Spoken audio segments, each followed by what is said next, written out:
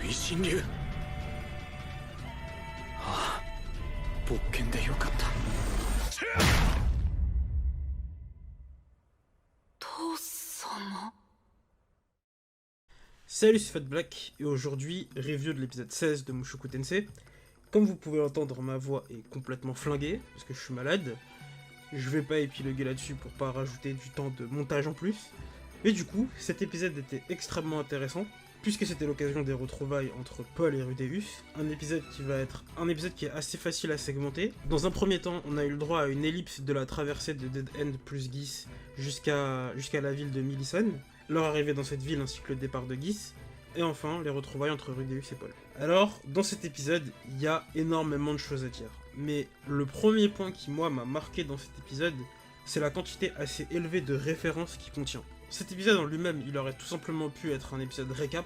Le premier moment, c'est le moment où Rudeus commence à écrire sa lettre pour Paul, et le second, c'est le moment où justement il lui raconte ce qui se passe, et on a un début de récap de ce qui s'est passé durant les 7-8 derniers épisodes. ロアでの災害に巻き込まれて1年半。話したいことはたくさんあった。第1部、心の友ルイジェルドとの出会い。そしてリカリスの町での大騒動。第3部、卑劣な従属の罠にかかり、囚われの身となって絶体絶命な俺。そんな感じの完全ノンフィクション一大スペクタクルだ。しかし思い返せばなかなか楽しい旅だった。 Et en fait, je suis assez content que la série n'ait pas fait ce choix, parce que les récaps c'est toujours chiant, même si ça aurait été pertinent à ce moment-là, mais quand même chiant. Et je trouve que la série a mieux joué son coup en glissant à plusieurs endroits pas mal de refs. Il y a par exemple ce clin d'œil de Rudeus qui est le même que dans l'épisode 5, l'ouverture de la réunion qui est la même que celle de l'épisode 11, le petit qui se fait sauver par l'équipe de Paul et qui est le même que celui qui frappait Sylphie dans l'épisode 3, le coup de la petite culotte portée sur le visage de Rudeus, qui est semblable à ce moment de l'épisode 1, et également la dispute qui éclate entre Rudeus et Paul, qui est semblable à celle de l'épisode 3. Rudeus y fait d'ailleurs même mention au cours de l'épisode. 何？前にもこういうことあったじゃないか。話せばわかるさ。だからパウロを落ち着かせて今後の計画を練るんだ。そう。まずはパウロに会って、パウロに。 Et du coup, cet ensemble de références, c'était forcément l'occasion d'avoir une petite référence également à son ancienne vie, et on l'a eu.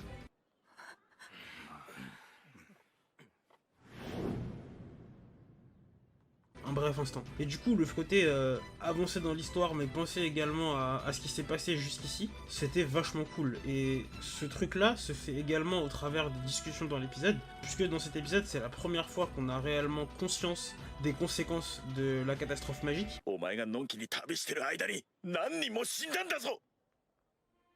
転移災害どうして思い至らなかったんだ。俺はどうしてブエナ村が無事だって思ったんだ。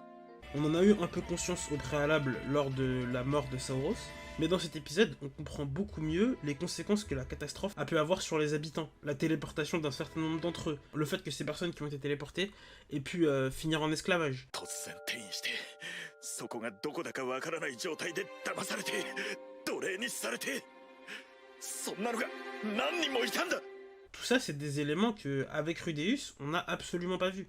Des éléments qui, quelque part, auraient pu lui arriver, et du coup, qui sont vraiment pertinents et auxquels on aurait pu penser. Mais de par le fait que, au travers du personnage de Rudeus, on se focalisait pas mal sur son évolution, sur ses rencontres, et le fait qu'il y avait une amélioration constante de sa situation, même si, bon, à un moment donné, il s'est fait séquestrer par des zombettes, il y avait quand même progressivement à chaque fois une amélioration de sa situation, bah on finissait en fait par plus trop penser à la catastrophe magique et à ce qui pouvait s'y passer, et à ce qui pouvait se passer avant, même si encore une fois on avait des petits rappels. Le précédent épisode nous mettait un rappel sur Ghislaine, l'épisode d'avant nous mettait un rappel sur Sauros qui se faisait exécuter. Mais c'est vraiment dans cet épisode là pour moi qu'on a pu voir les dégâts causés par la catastrophe magique.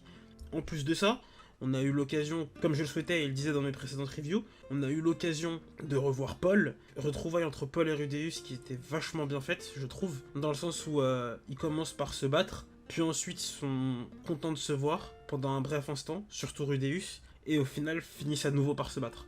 Même leur dispute, je la trouve intéressante, parce que comme je le disais, et comme même Rudeus le dit, elle fait écho un peu à une dispute qu'ils ont eue dans le 3e épisode de la série. On peut voir dans cet épisode que Paul a appris de cette dispute, dans le sens où avant de s'en prendre à Rudeus, même s'il a des a priori, il va d'abord l'écouter, écouter ce qu'il a à dire, écouter ce qu'il a vécu, ce qu'il a traversé, avant de s'énerver. Là où, au contraire, pour le coup, Rudeus ne cherche pas à savoir ce qui est réellement arrivé à Paul, et va s'énerver contre lui lorsque ce dernier s'énerve contre lui sans chercher à comprendre qu'est-ce qui peut le rendre en colère, qu'est-ce qu'il peut faire qui se mette dans cet état-là. Il va se dire que, il se dit que justement, il n'a pas appris de cette discussion, je pense, et qu'il recommence à jouer au con. Mais dans cet épisode, en fait, on comprend que s'ils en arrivent aux mains, c'est juste à cause d'une mésentente, d'un manque d'information de la part de Rudeus, et d'un manque d'acceptation de ce manque d'information de la part de Paul. Paul plaçait de gros espoirs en Rudeus pour retrouver Zénith, Aisha et Lilia. Et dans cet épisode, Rudeus est condescendant envers lui en suggérant que Paul tromperait sa femme avec des personnages tels que la meuf qui se bat quasi à Walpé, ce qui stratégiquement est complètement débile, parce que son corps est complètement exposé. Du coup, je suis désolé, hein, mais cette armure, ok, en termes de mobilité, elle peut se déplacer plus vite, mais c'est complètement débile. Enfin, c'est mon point de vue, désolé, je vais pas épiloguer dessus, mais voilà. Et du coup, cette meuf ainsi qu'une autre, on pouvait les voir dans l'ending, qui nous disait du coup cette arrivée de Paul, qui est devenu le chef d'un groupe à la recherche des personnes disparues. C'est plus ou moins ce qu'il pouvait nous suggérer dans l'épisode 11, au travers de la lecture de sa lettre. Lettre qui est également référencée dans cet épisode au final, puisque c'est à cause entre guillemets de cette lettre que Rudeus et lui se disputent, parce que selon lui, Rudeus aurait dû lire cette lettre, ou même s'il l'avait pas lu, Rudeus aurait dû se poser des questions.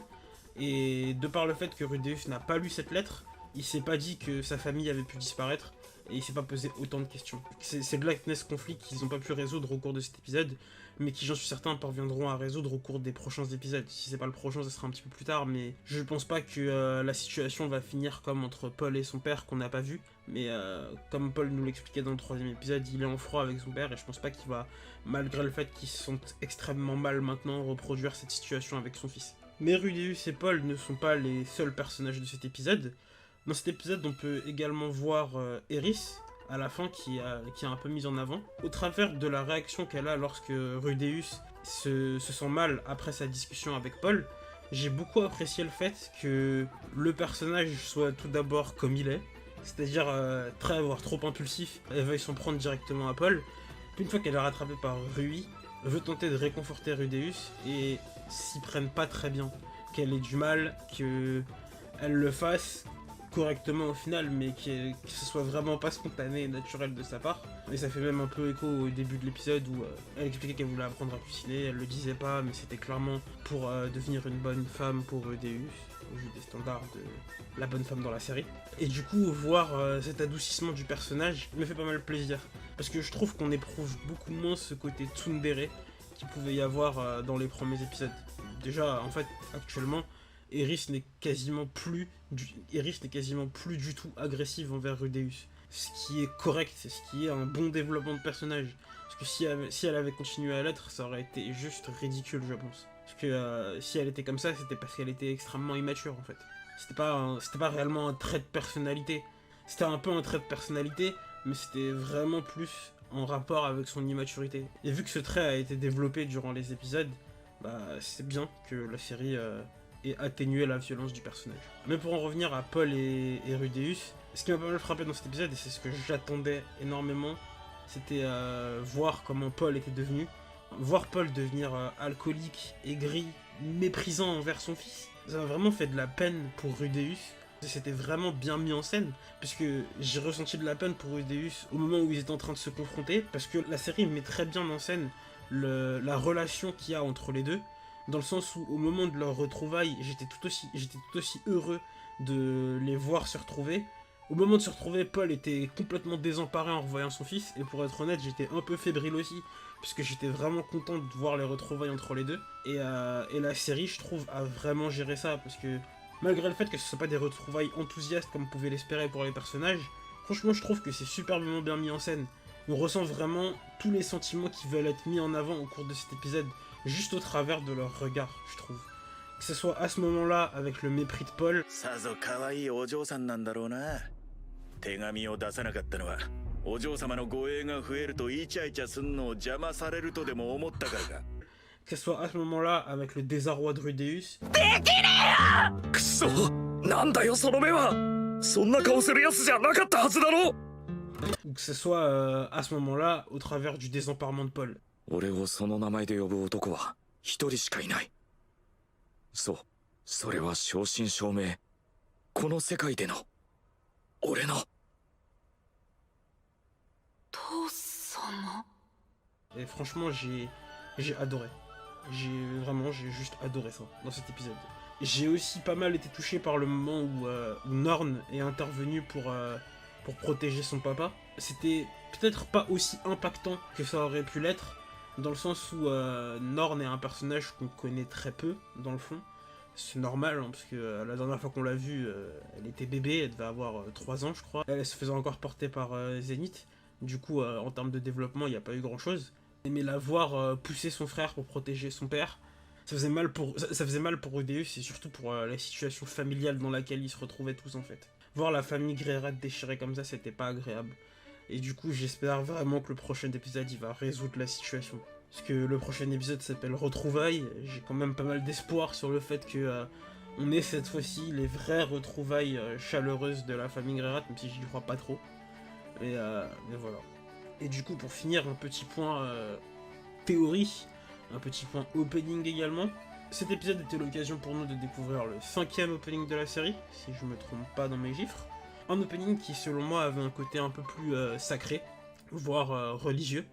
Et je me pose du coup la question de est-ce que potentiellement dans la série, ou même dans cet arc, la religion ou un culte ne viendrait pas être un peu plus mis en avant? Parce que c'est vrai que dans Mushoku Tensei, il y a des cultes, on le sent assez fortement. Et même dans cet épisode-là, Rudeus mentionne le fait qu'il pourrait potentiellement se trouver dans une église. Donc je suppose que dans l'univers de Mushoku Tensei, il y a des églises. Si Rudeus le dit, c'est qu'il en a potentiellement déjà vu en étant jeune dans ce monde-là. Du coup, je suppose qu'il peut y en avoir. Et du coup, ouais, est-ce qu'un culte n'aurait pas un peu d'importance dans cet épisode-là? On voit même, je crois, dans d'autres épisodes, des personnages semblables à des évêques ou à des choses comme ça. Donc vraiment, je me demande est-ce que la religion ne va pas avoir une importance quelconque dans la série prochaine. Voilà. Et là, normalement, la review aurait dû se terminer. J'avais bien développé mon avis, mes trucs, la voix un peu plus faible que d'habitude parce que je suis malade. Mais j'étais content, j'avais fini. Et puis après, il y a eu le montage. Et pendant le montage, je me suis rendu compte que j'avais oublié plein de trucs.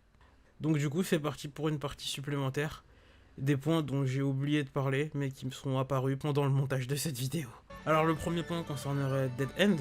Au cours de cet épisode, Rudeus nous apprend les règles de Dead End. Dead End の掟その1、子供は見捨てるな。掟その2、子供は絶対に見捨てるな。デッドエンドは正義の味方。そうやって少しずつスペルド族の汚名を晴らすのだ。Et ces règles, d'une part, elles permettent de mettre en avant la volonté du groupe et de montrer que moralement, Rudeus et Rui sont arrivés à s'entendre et que surtout Rudeus a de meilleures valeurs morales en ce qui concerne autrui. Et que même si, bon, il a toujours un petit côté à rechigner à la tâche, fondamentalement, il a envie d'aider les autres. Et c'est quelque chose de plutôt agréable à voir dans cet épisode. Mais le truc le plus intéressant, je trouve que c'est le parallèle que ça permet de faire avec Paul, dans le sens où, au final, les deux, même si dans cet épisode, ils n'ont pas réussi à s'entendre, durant cette année, ils sont arrivés à la fin à faire la même chose, protéger des gens.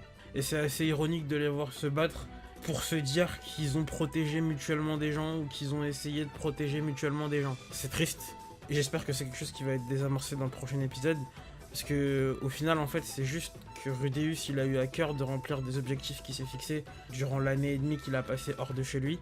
À force de se fixer progressivement de nouveaux objectifs et de chercher à s'améliorer et de chercher à protéger Eris, de chercher à aider Rui, de chercher à aider plein de gens en fait, oui, il a mis de côté un peu les éventuels problèmes qu'il aurait pu avoir ailleurs. どうしてと言われても答えようがない。理由があるとすればただ一つ。気が回りませんでした。 Et c'est assez déroutant au final de voir la conversation qu'il y a entre Rudeus et Paul, parce que nous on sait que dans le corps de Rudeus il y a un adulte, mais la façon dont Paul parle à son fils, il lui parle comme si c'était un frère d'armes, et c'est pas une relation, enfin c'est pas une façon de parler saine à son enfant, je dirais, dans le sens où Rudeus n'avait pas à être forcément capable de pouvoir protéger tout le monde, de pouvoir sauver tout le monde, de pouvoir aider tout le monde et de pouvoir réaliser ce que Paul voulait qu'il réalise en fait. てめえならもっとうまくできただろうが。できねえよ。くそ、なんだよその目は。そんな顔するやつじゃなかったはずだろ。 Un autre point qui m'a pas mal interloqué en cette fin d'épisode, c'était la réaction de Rudeus au comportement d'Eris, qui du coup va le prendre dans ses bras en cette fin d'épisode. Contrairement à tous les moments de la série où il y a un contact physique entre lui et elle, ou entre lui et une fille de manière générale, cette fois-ci, il s'est pas extasié, il a pas eu un regard pervers, il a pas eu une phrase perverse, il a rien d'obscène, rien de malaisant, rien de malsain. Il l'a juste remercié d'être là pour lui. Et ce comportement, pour moi, ça montre deux choses. Ça montre qu'il était sincèrement ému par la démarche d'Eris, d'une part, et également, en fait, qu'il était sincèrement atteint par sa rencontre avec son père, par la discussion qu'il a pu avoir avec lui. Et du coup, ça montre à quel point sa relation avec son père est quelque chose d'important pour lui, et qu'elle est forte, en fait. Et c'est ça que j'aime énormément avec Mushoku Tensei, c'est que les personnages ont réellement une place dans la série, et cet épisode fait que le montrer, en fait. Le truc qui est assez intéressant avec Mushoku Tensei, c'est que contrairement à pas mal d'autres œuvres du même genre, des isekai donc, Mushoku Tensei met réellement en lumière l'entourage du personnage principal qui ne fait pas partie de ce nouveau monde. Parce que la plupart du temps, c'est des PNG ou alors c'est des clichés. Et ici, on n'a pas vraiment ça. En tout cas, j'ai pas vraiment l'impression que les personnages soient des clichés. C'est des personnages qui ont des fonctions, en effet, mais la manière dont ils sont mis en scène font qu'ils sonnent vachement humains, je trouve. Ils ont des qualités, ils ont des défauts, ils ont des aspirations, ils ont des réussites, des échecs. Là, dans le cadre de cet épisode, on voit pas mal les échecs qui ont pu s'accumuler autour d'eux à cause de la catastrophe magique. Et c'est ça qui est intéressant. On voit comment un événement peut affecter différemment des personnages. Dans le cas de Rudeus, la catastrophe magique, sans dire que ça a été une aubaine, ça a été l'occasion pour lui de s'améliorer en tant qu'être humain. A contrario, la catastrophe magique, ça a été une déchéance pour Paul qui, humainement, s'est vu devenir un peu une merde. Qu'on se le dise, il est devenu alcoolique, il est devenu aigri, il est devenu méprisant envers son fils. Pour autant, je pense que malgré ce qu'on a pu voir de lui dans cet épisode, il a conservé un bon fond, parce que malgré tout, il reste le chef d'une équipe chargée de retrouver des personnes disparues. Donc ses valeurs morales ont persisté, mais ouais, il a quand même pas mal changé en fait, et pas en bien. Vraiment, je félicite la série pour le talent qu'elle a selon moi de réellement bien développer ses personnages, et à raconter des choses grâce à eux. Et du coup, le dernier point, que j'espère être le dernier cette fois-ci, j'aurais à dire sur cet épisode, c'est concerne Gis, qui, je le pense encore plus grâce à cet épisode, est le dernier membre de la guilde du Croc Noir, Blanc, je sais plus trop, mais de la guilde dont faisaient partie Paul, Guylaine, Elina, Tal, et Zénith. Et ce qui me fait penser à ça, c'est cette phrase qui me fait penser que réellement il y a un lien entre Gis et Paul, et que s'il les accompagne pas dans la ville de Millicent, c'est parce que il a peut-être encore un contentieux avec lui et qu'il veut pas le revoir. Donc ouais, vraiment, je pense que Gis est affilié à tout ça. Et j'espère que c'est la dernière chose que j'aurai à vous dire pour cette review. Ceci étant dit, likez si vous aimez, dislikez si vous aimez pas, abonnez-vous si vous voulez et partagez si vous le sentez, mais surtout commentez. Je vais me reposer parce que j'ai la voix complètement pétée. Et sur ce, je vous enjoins à rejoindre mon Discord sur lequel on parle de la série et d'autres trucs. Et je vous dis salut les gens.